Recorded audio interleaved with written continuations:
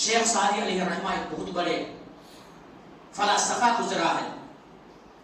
انہوں نے اپنے زندگی کے حالات کو بھی کوٹ کیا ہے اور ان کی زندگی میں آنے والے مراحل، آنے والے مصیبتوں کو بھی اپنے کتابوں کے اندر درج کیا ہے. اور اس میں تمام سارے بات اس لیے کوٹ کیا ہے، اس لیے لکھا ہے تاکہ کوئی ایک انسان اگر پریشانی کے عالم میں زندگی بسر کر رہا ہے، بے سکونی کے عالم میں زندگی بسر کر رہا ہے، ان کی زندگی میں آرام و راحت والی زندگی، آرام سکون والی زندگی نہیں ہے، تو اس کو پڑھ کر کے، اس کو سن کر کے، اس کو سمجھ کر کے، اس کو دیکھ کر کے کیا کرے انہیں راحت و آرام والی زندگی مل جائے. انہوں نے اپنے تعلق سے ایک واقعہ نقل کرتا ہے. واقعہ کیا ہے کہ یہ انسان کہیں سفر میں جا رہے تھے، ساز و سامان ان کے پاس تھے، سواریاں ان کے پاس موجود تھا، تمام سارے چیزیں ان کے پاس تھے. لیکن ہوا کہ کچھ دیر ابھی گزرے ہیں، کچھ دور تک گئے ہیں، ہوا اتفاق سے ایسا کہ چور ان کو چاروں طرف سے اچک لیتے ہیں، گھیر لیتے ہیں، چور کے شکنجے میں آ جاتا ہے.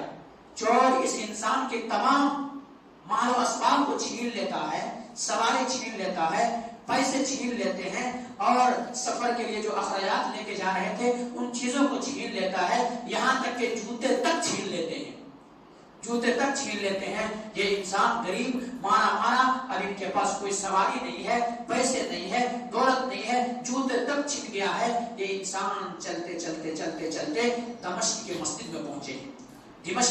میں پہنچے ہیں اور وہاں جا کر کے یہ اللہ رب العالمین کے سامنے گریہ زاری ہوا ہے، سجدہ ریز ہوا ہے، اور اللہ تبارک و تعالیٰ کے سامنے دست دعا ہوا ہے. اللہ تبارک و تعالیٰ کے سامنے اپنے دست مبارک کو اٹھا دیا ہے اور اللہ رب العالمین سے دعا کر رہا ہے. اور دعا میں کہیں ناشکری والی چیز ان کے ذہن و دماغ کے اندر آ گیا ہے کہ اللہ تبارک و تعالیٰ میری زندگی اتنا تنگ، میری زندگی اتنی مصیبت سے کٹ رہی ہے، میری زندگی ایسے پریشانی میں کٹ رہی ہے کہ میرے پاس جوتے تک چھن گیا ہے، میں اتنا غریب و کلاش ہوں، جوتے تک میرے پاس موجود نہیں ہے، کھانے کے لیے چیز موجود نہیں ہے. تمام کون سے گناہ میں نے ایسا کیا ہے جس کے عوض میں، جس کے پاداش میں، جو گناہ کرنے کی وجہ سے اللہ تبارک و تعالیٰ یہ مصیبتیں، یہ پریشانیاں، یہ آزمائشیں میری زندگی کے اندر آئی ہے. آخر وجہ کیا ہے، ریزن کیا ہے، سبب کیا ہے، علت کیا ہے جس کی وجہ سے یہ دن مجھے دیکھنا پڑ رہا ہے. اللہ اکبر. ابھی وہاں سے دعا کر کے نکلے ہیں، مسجد کے سیڑھی پہ کیا دیکھتا ہے کہ ایک انسان ہے،